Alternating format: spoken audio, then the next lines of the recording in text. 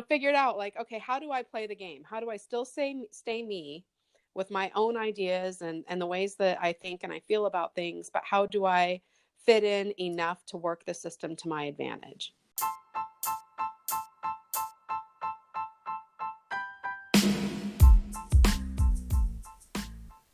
Hey everyone, my name is Sarah and welcome to her Ascension story, the podcast that proves the world is transformed by every hero's personal adventure. Here we talk about the real and the raw things that we should all be talking about more. So if you want to be a part of the movement of getting real about the deeper, more meaningful things about life, be sure to subscribe and follow and get ready to go deep. Welcome back, everyone. I'm here with Mariah Snow, one of my clients and Reiki students who has quickly become one of my greatest friends. She's a single mom who homeschools her genius kid that can tell you anything about the solar system, even when he was at the age of 3. She's an intuitive goddess, a sound therapy practitioner, and she's also a certified therapist in Beyond Quantum Healing, where she can help people connect deeper to their wisdom and healing in themselves.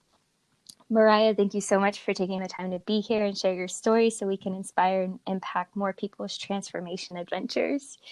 Thank you. Thank you for inviting me. I'm so honored to be asked to do this today. Of course. I'm so excited to have you. So I know we've been friends for 4 years now, but if we were friends back in high school, who would you have been, or how would you have defined yourself then? Because I know you Well, haven't always been this amazing person that's, so enlightened. well, it's taken a lot of turns for me. In high school, I was really at a place where on my personal journey, I was really looking at the world very critically. I have always been a very spiritual person. Ever since I was a child, I was just really drawn to anything that had to do with spirituality. And so, even as a little kid, I was asking for books about, God and heaven and, just a variety of esoteric subjects. And so for most of my childhood and leading up to high school, really, I was delving into ideas about reincarnation and what happens after we die, near-death experiences, those kinds of things. But when I got to high school, I really was looking at what role does the government play in our lives and what does it mean to pledge allegiance to something, and really kind of looking at the cogs that move the machinery that shape society. So in high school, I really got very interested in the idea of anarchy and chaos. And I was a punk. I shaved my head. My hair was every color. I, just was really just kind of like lashing out. I grew up in a very small conservative town in Alaska where everybody did their very best to not stand out and to be very quiet and to blend in. And the 90s, man, they hit me hard. I was there for it. I was so there for it. The Riot Girls, punk music, the alternative scene, the whole kind of like, fuck the establishment thing. Like that was so me. And especially women standing up to be powerful and loud. And that just rocked me to my core. The Riot Girls were just, that was everything to me. I'm sitting in nowhere, Alaska, pre-internet, barely anything on TV. All I could get was like little snippets of little zines, that would kind of circulate their way up there. I mean, those things were like gold to me, being in the middle of like nowhere. So I really delved deep into that, just really the Anarchist Cookbook, like that was one of my favorite books. Just things that kind of, picked underneath everything. That was really what drove me the most. Like, what is the fundamental truth? What is underneath everything else? everything seemed so fake. Society seemed like it was just this glossed over version of reality. And so, yeah, in high school, it's a good thing I didn't live in a city because I would have just gone like nuts with all of it. Wow. But as it was, I just had to, have my little tiny crew. I think there was like four of us in the whole town that were carrying on like this. We were our own movement. Oh, that's awesome. Yeah. So there's a little snapshot for you. Oh, it definitely paints a picture. So, how did you grow from that as you got older? From that anarchist, Well, it sounds like you were really just intrigued, for the most part, intrigued about everything and inspired oh, by yeah. change and evolution or revolution. Yeah, because even really back then, I had this sense and this feeling the most desolate, depressing idea to me was that humanity would just carry on as we were. Like that just broke my heart to think about it. It just felt like there were so many changes that needed to take place, and everything was so corrupt that I had this deep inner sense that if we didn't come to a place of at least momentary anarchy in our society, that I really wasn't interested in carrying on in society as it was. It seemed so broken to me, even as a young white girl in Alaska, cut off from most ideas about what was happening in the world at large. I saw enough, and I think I was just born with this innate knowing that the world was broken, and it was that everything was rigged against us, and that we were just being patted on the head and told to stay in our little hamster wheel and, basically work for the man. And that was just so depressing to me. But, we came out of the 90s, and I think that that was kind of a shakeup for a lot of society. You know, that was a lot for the older generation to get used to, the way that women were acting, the way that people were speaking out, the turn that music had taken. We had the very public, what was called a suicide of Kurt Cobain. Of course, Yeah. I'm not sure I buy that narrative, but I mean, that really shook a lot of people up. And, yet again, we had parents and stuff looking at their kids with, fear and intimidation, like, what are you guys up to and what's next? Hmm. And so it feels like after we came out of the 90s, and I graduated in 1996, it was kind of this like tamping down in society. Everybody's like, whoa, okay, that was a little bit crazy. Let's take it down a notch, everybody, chill out. And there was this real backlash against people who, were stepping outside of the norms of, what women are supposed to look like, how you're supposed to behave, things like that. So that when I got into college, I really saw that individuality was punished. It was not encouraged.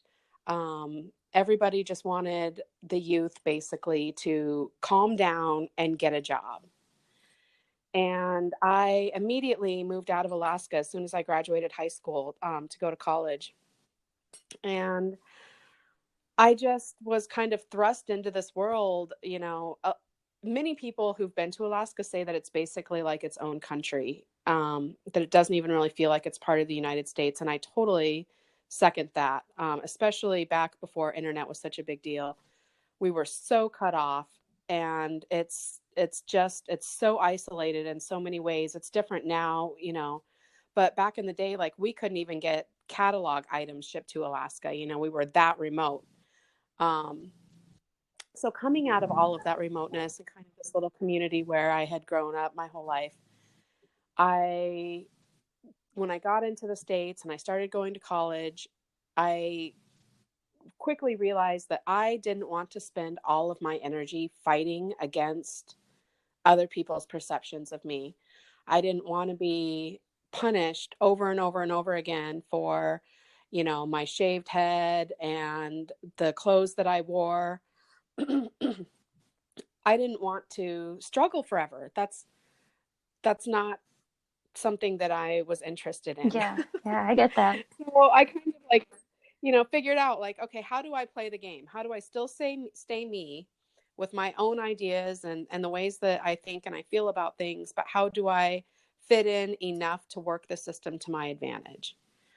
And so I think that that's really when kind of like the chameleon aspect of my journey like kicked into high gear. And I just, I wore the clothes, I said the right things, I kept my mouth shut when I, maybe would have spoken out about certain things or, stood up for different ideas in an attempt to just, get along and to find some measure of success in the world and to have people. What I hoped is that they would get to know me and then I would be able to, be more of my authentic self. Yeah. Yeah. So, do you feel, I definitely get that on a soul level in this lifetime for sure. Do you feel like that chameleon aspect increased your anxiety at all, or increased like your shadow aspect, like the illusions that you had about the world or anything like that?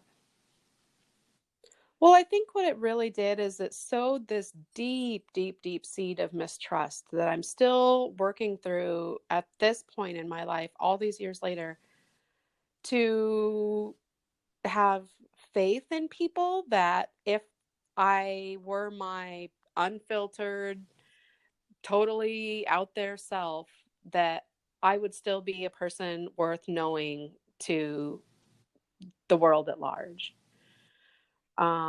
I just really felt like because I was such a chameleon and I could blend into so many different groups and types of people, because I have such a wide array of experiences and interests and things like that, that I would get to hear what people really thought about all sorts of things. And often what they really felt about my most core identity, my spiritual self, was a lot of, judgment and derision. This is when the term new age really started to catch fire. And there was so much backlash against that. People just thought it was such a joke and, always made fun of the new age community. And that really just told me that I was not safe to speak out and to be authentic. And so I just pulled in so tight that there was very, very few, like maybe two people in my life that really knew me as my most authentic and fundamental self. And basically, I just didn't really trust anybody. I just kept everybody at arm's length and was very careful about what I revealed to people. I was very concerned with being judged unfairly for topics that other people really didn't even understand. They didn't even have a true understanding of what they were talking about, but they just knew that it was woo woo or silly or ridiculous or too far out there. And so I think that was probably the worst thing, is that I had absolutely zero trust in anybody. Wow. Wow. That's powerful too. So, do you feel like, you went from pretty much being born spiritual, interested at a very young age in all of the esoteric things. I love how you said reincarnation, especially. But so growing up to that and then kind of going into this rebellion, teenage years and focusing on the bigger picture of things and trying to figure out how things work, and then going into kind of the chameleon mode throughout all of that on your personal transformation adventure and journey. Did you ever feel like there was something that you were born to do? Oh yeah, I knew that I had to have a higher calling. I just, when people would ask me when I was a little kid, what do you want to be when you grow up? I never had an answer, but my feeling was always, I want to fix things. I want to fix the world. I want to fix people. Like somehow I want to, whatever it is, I want to make the world better. It's such a broad calling because it wasn't really medicine, because everyone's like, oh, you want to be a doctor? No, that's not quite it. I don't want to operate on people, but I want to just make the world better. And so that really bothered me for a long time. There's such a focus with children, and I hear people ask my son this all the time: what do you want to be when you grow up? And I've always told him, you don't have to answer that, because that's a lot of pressure. And for some reason that question sticks with kids, and it really stuck with me. And I felt very aimless for most of my life. I knew that there was something. I had this intense calling, and the only thing that felt right and could consume 100% of my attention was exploring different realms of spirituality. I cycled through everything. I delved deep into, the Judeo-Christian branches, and then Buddhism, and then Sikhism, Hinduism, witchcraft and paganism, just everything, Judaism, everything that I could absorb about it, every book I could get my hands on. If there was somebody that I knew that practiced any one of those branches, I would, beg them, tell me about your experience, tell me what this is about. Like, so for a while, I thought, well, maybe it's some sort of a role in a spiritual organization, but I don't like to be the boss. I don't like to put myself on any sort of a pedestal. I didn't want people looking at me in that way. I feel like even back then, throughout most of my life, I felt like people are so flawed that only calls forth it's just too much responsibility. And I don't think that a lot of people handle it very well. And that was never my interest. It was, I never had an ego driven need to be at the front of anything. I just wanted to be a fixer and a supporter and a helper. And people would always come to me with their problems. Random people in society, people come up to me all the time in stores, airports, everywhere I go.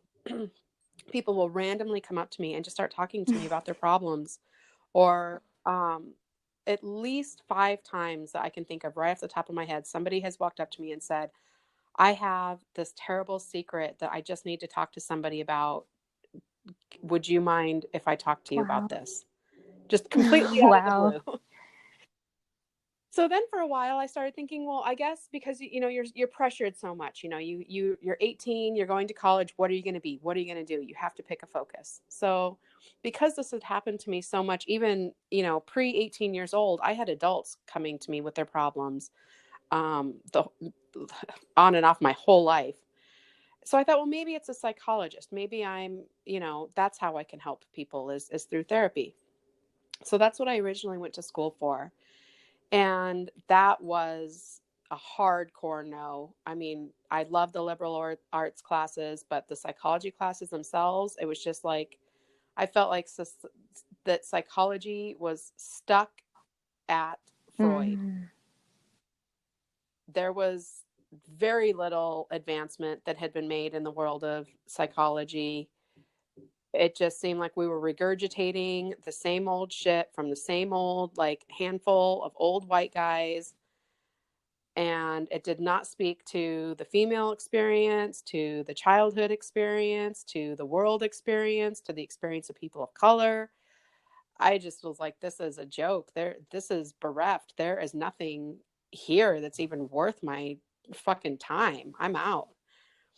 And so I quit early on. And so, I think I spent most of my life just kind of looking and waiting to be tapped. And I did childcare for many years. I was a live-in nanny. I've taken care of children since I was a child. You know how that is. You know, most Yeah. girls growing up, if, you know, you're the only girl on the block, Yep. you're the babysitter. And it's totally my experience. So I thought, well, maybe it's working with children. And I, you know, just kind of bounced around, really kind of waiting to be tapped and to know it was something that really, um, really bedeviled me for most of my life. Like, what is my one purpose? You know, what is my one job?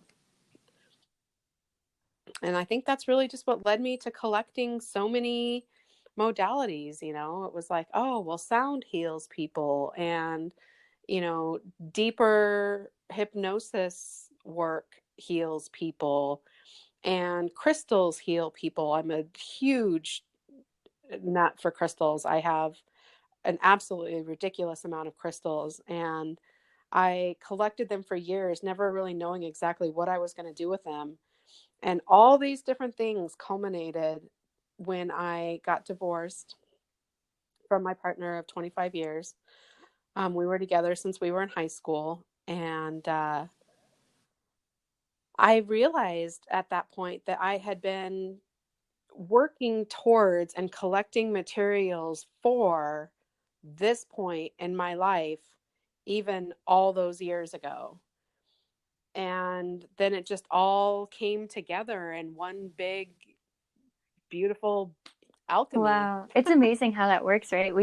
We feel like we're aimlessly going through life and that we're constantly searching and we feel like we're on time and in line, but things just aren't lining up and then all of a sudden like things just it hits you like a train and you're just like, "Oh my gosh, like I finally understand. I needed all of these experiences and all of these tools so that I can now do this big thing that I am here to do, that I want to do."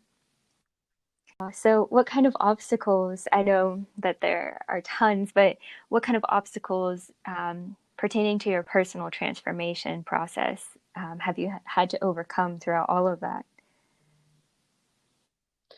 Well, I think that there's three things that I came into this world with, and one of them is the path of the wounded Mm. healer. I had a lot of physical issues that manifested very early on, and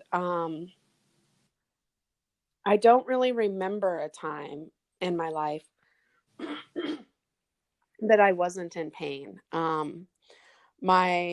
I was diagnosed very early on with scoliosis, and it was pretty severe as a child. And you know, during all those years of growing, and you know, everything just wasn't where it was supposed to be, and so it was very painful a lot of the time. And I was really active in sports. I did a ton of, I was just a total nut for sports. I was constantly working out. I played every sport that our school offered. And so early on, it was really a lot about, you know, am I just going to stop doing what I love because my body hurts so much? Or is there a way that I can push through this and,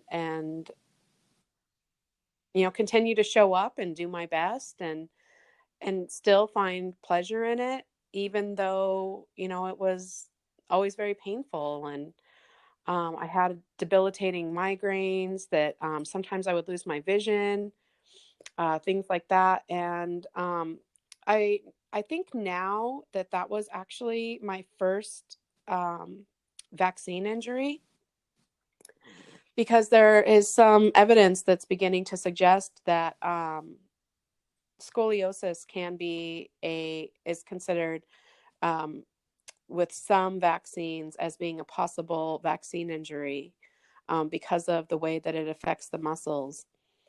And I think that really rings true for me because there was many years that I did not have that pain. It was never noticed as a child, but when it presented, it was so severe that even the doctors were like, how is this possible that nobody saw this or noticed this? How did this just basically kind of happen out Wow. of the blue? And so that really set up just kind of a whole lifetime.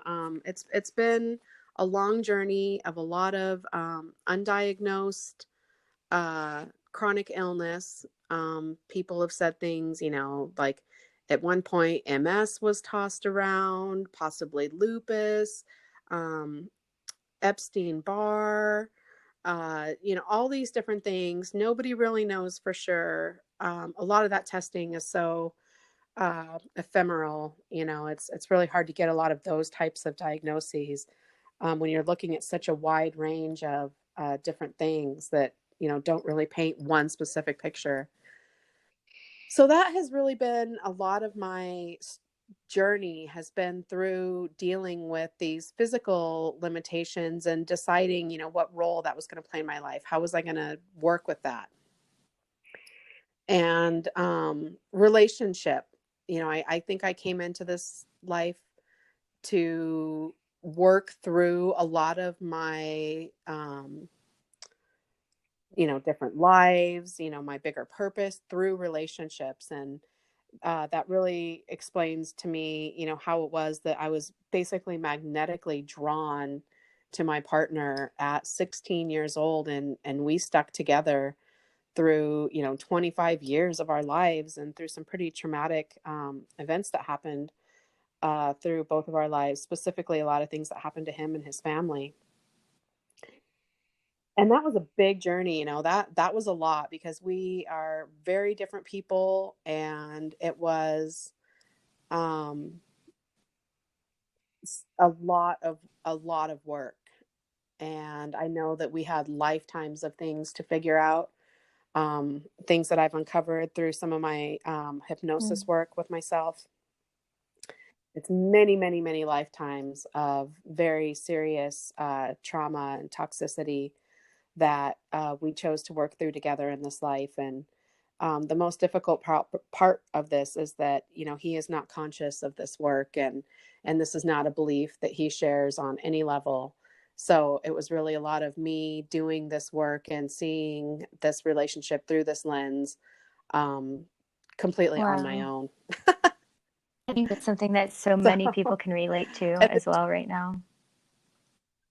yeah, yeah, specifically right now, it really seems like so many relationships are coming to this head for this, specific thing. And it's a lot. It's really intense, especially, when you really care about somebody and you love them and you really want to help them on their journey, and you see the work that could be done together, and the heights that could be reached.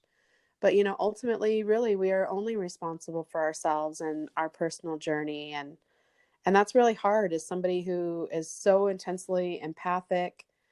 I When I know that somebody is hurting, I want to help. And sometimes, there's a lot of overreach in that.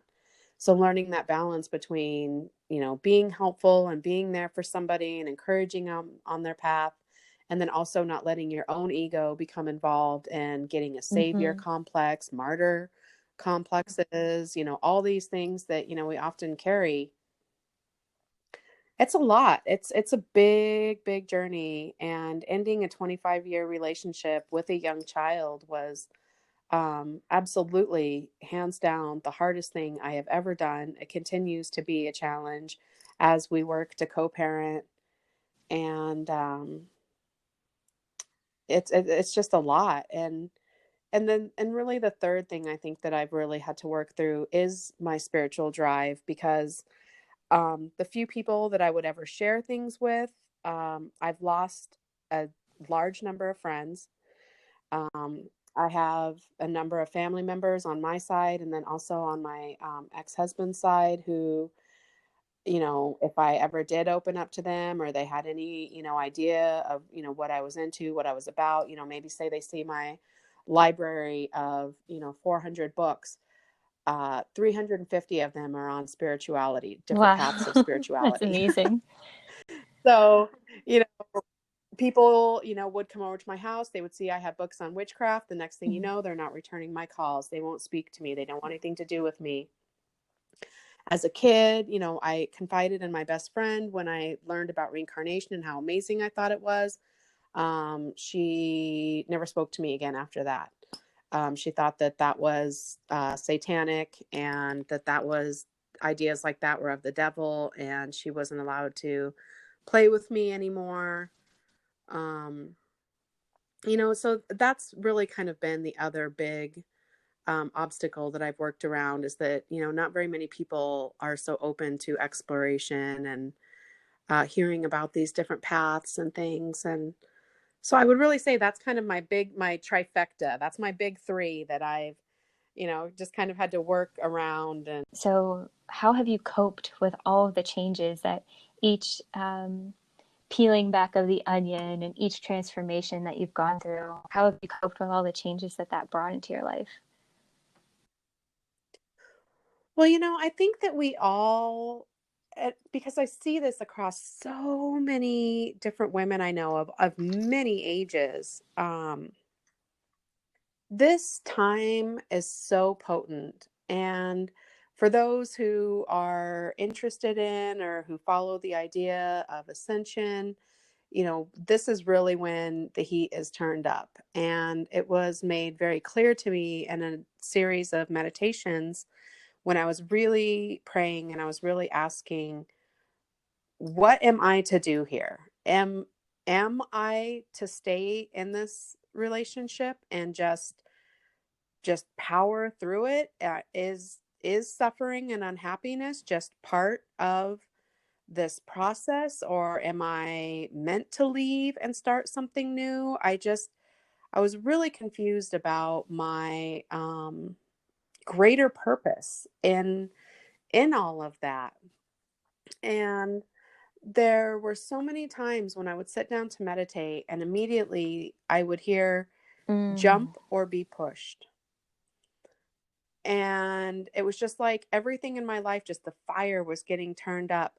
The arguments were more intense. There was more bad days than good days between us. There was so much unhappiness for me that I just felt like there were times that I felt like I just don't even, if this is life and if this is the way it's supposed to be, I don't even want to be here. I don't want to do this anymore. There has to be something else. This cannot be all of it. I felt like I had really come to the end of any work that I could do. There was nothing between us that was going to get better. But I was terrified. I'm, in my 40s. I have this young child. I had spent all of his life and a couple of years prior, getting my health in place to carry a pregnancy. I had not been able to carry a pregnancy to term before my child.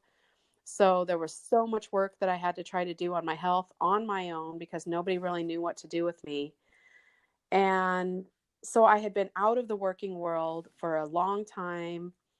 My degrees were pretty much useless as far as any kind of a job where I could make real money, especially without having to start at the bottom and work my way up over a series of years. So it was like, how do I support my child in all the ways that he needs and support myself on my own with so many things against me? I just really didn't have a lot of confidence in myself that I could pull it off. I was just really at a loss, but everything just kept getting so much worse that finally there was a day that the words came out of my mouth. I hadn't even been, I didn't have a, like, usually I like to plan things. I like to know what I'm going to say, especially something like telling someone want a divorce.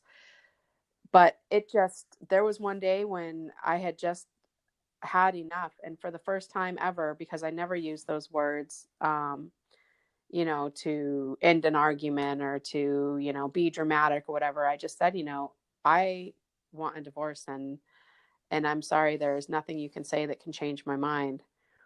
And it just like was forced out of me. And in speaking that one sentence, I felt my entire energy, my whole vibrational field instantly transform in that moment. It was so profound. It was like in a movie when you see somebody hit by a shockwave of like energy from a blast or something. I felt that in my body. It was just like, whoa. It was so powerful and it was so immediate. And then everything just started to crystallize around that statement. Things started to come together for me. There had been no housing options for me. That I had nowhere to go, with my child. And after I said that word, it just, every single thing started to fall into place. And it was absolutely miraculous. And in subsequent meditations and prayer and things, it was just basically shown to me that until I let go and surrendered into the ultimate faith in the universe and the creator, in this spiritual practice that I had spent, 40 plus years of my life investing in and working on, before it had just kind of been like my sidekick. It was never, my like main squeeze, So I had never surrendered into my faith before that. And it was just this deep surrendering. And when I finally caught on to that and saw that that's what I was being asked to do, that became my every minute of everyday practice. Because from the day that I said that I wanted to divorce, we had just re-signed a lease that we were living in a house for another year. We were only 2 months into that lease. So we still had to live together for basically another year in that place of uncoupling, divorcing, working through all of that. 25 years of our lives. We've known each other since we were in junior high. It was just so much to unravel.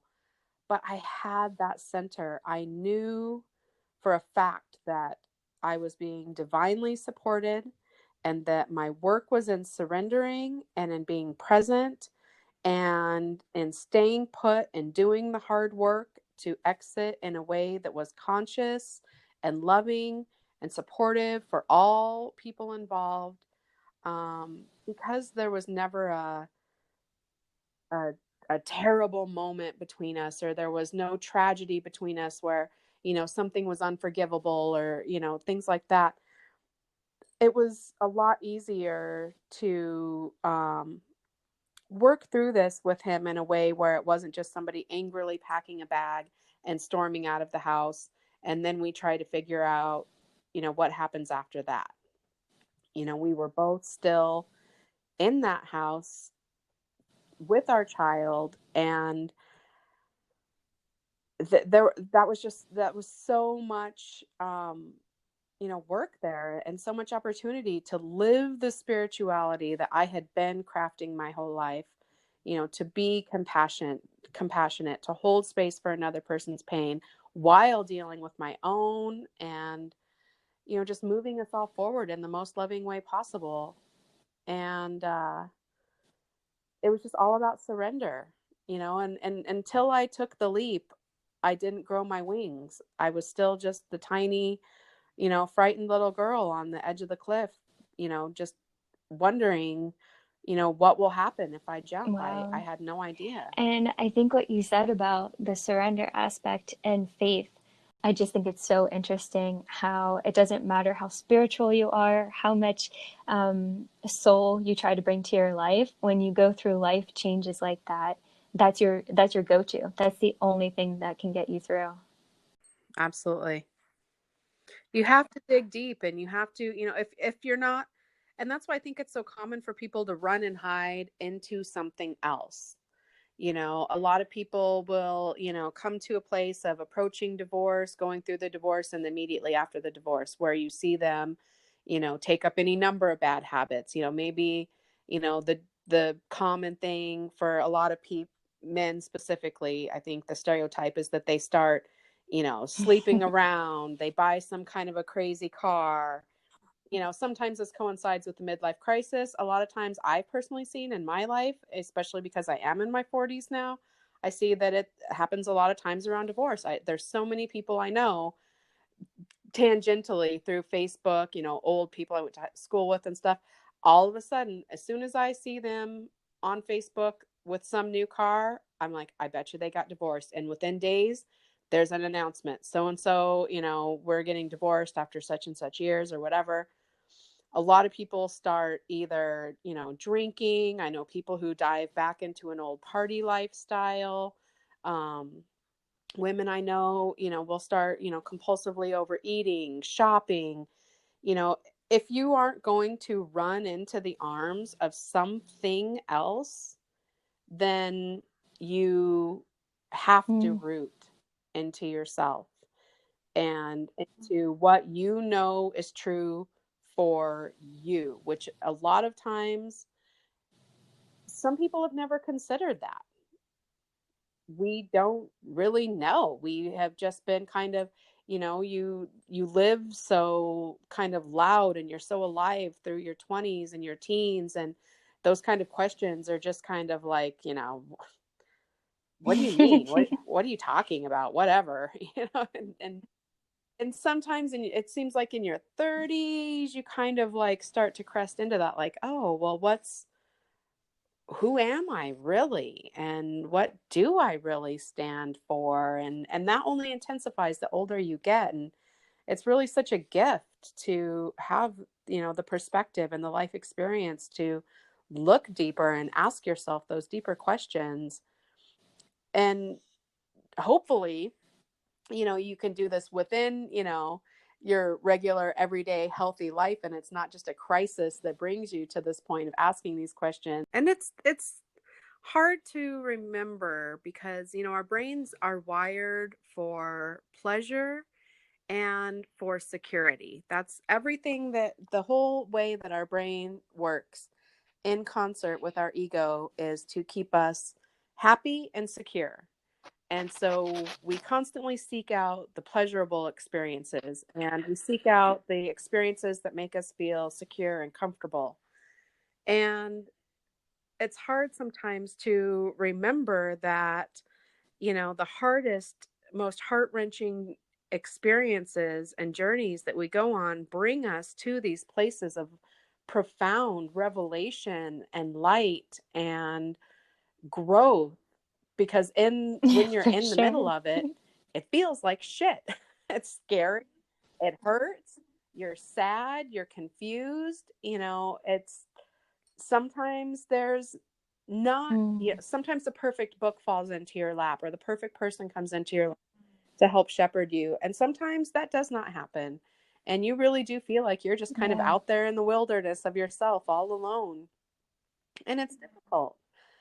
But when we look back on those experiences, now that I'm a year outside of moving out of my home, and all of the experiences that I had spent so many years thinking I could never make it through this. I can't. I told myself for so long, I can't do this. I can't be on my own. I can't take care of myself and a child. I can't. That's all I thought. I just had no faith in myself that I was going to be able to pull this off. And I thought for so long that I had to do it all on my own. And that has absolutely not been the case. I've been so supported by people in my life. Specifically, my parents have been incredibly generous. And I saw, that was part of my healing journey, is that I saw there are people, I can trust other people. There are people that want to help me. There are people that genuinely care about me. And I, I had a hard time with that for a long time. And I never wanted to ask for help. I felt like that was being a burden, that it wasn't, that people wanted to help me, that they would just see me as a burden. And so, it's just all these journeys that you go through that seem so terrible at the time. And then when you come out the other side, you realize I would have never done it any differently. Like every single part of this had to happen the way that it did to bring me to this place of profound transformation and growth.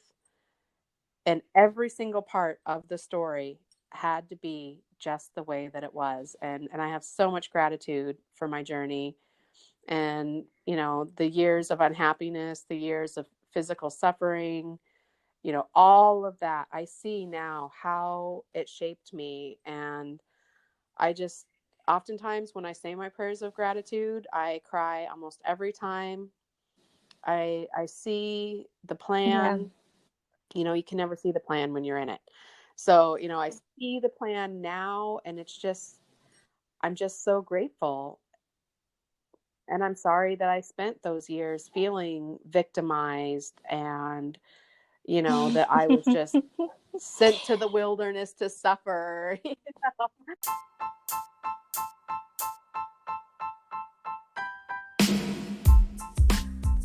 Okay, everyone, this is just part 1 of an amazing conversation with Mariah Snow. Be sure to check out episode 2, where she talks about how she now makes her impact by being a certified beyond quantum healing therapist, by helping people in such amazing and powerful, life-changing ways. And of course, stay tuned for more episodes with more guests from all around the world talking about their transformation stories that are so relatable to all of our stories. And also, here, like I said in episode 1, we talk about the real and the raw things about life, the things that are meaningful and deep that we all maybe keep inside of us and we need to talk about more. These things are normal, and we feel so connected when we can actually get raw and authentic and vulnerable. So if this is your thing, then definitely subscribe. And like I said, stay tuned for part 2. I love you guys. Chat soon.